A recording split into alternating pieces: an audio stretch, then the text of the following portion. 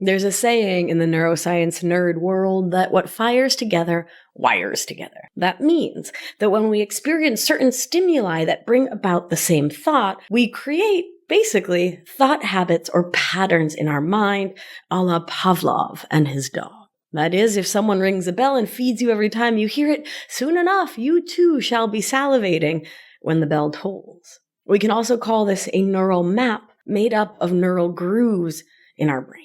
For example, let's take a look at Amanda, a member of Anchored, my 6-month coaching program. Like many of us who grew up with emotional outsourcing, Amanda's caregivers showed her and her sisters conditional love.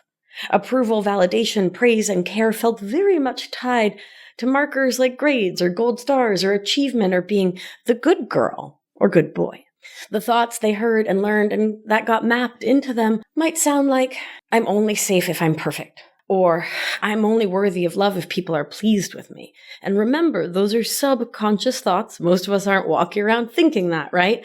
But we are enacting perfectionist habits. We are people-pleasing in the world.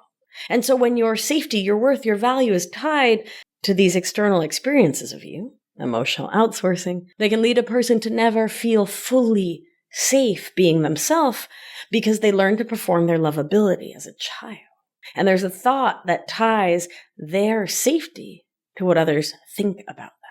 Fast forward to adulthood, the slightest hint of a potential failure leads their brain down the same thought tornado. If there is any chance of not doing it perfectly or someone in the world not being wildly and completely thrilled with what they're doing, then their brain feeds them the thought, I'm unsafe. Because of so many years of the neurons that perceive a failure or possible failure, firing along with neurons that provoke fear of rejection and abandonment, not being loved or lovable. And so their nervous system takes over and sends them into sympathetic activation because failure equals fear of massive doom, and they're off to the races and are likely to self-abandon or to fawn, to chameleon and shapeshift, to try to get others' approval, all stemming from those early childhood thoughts.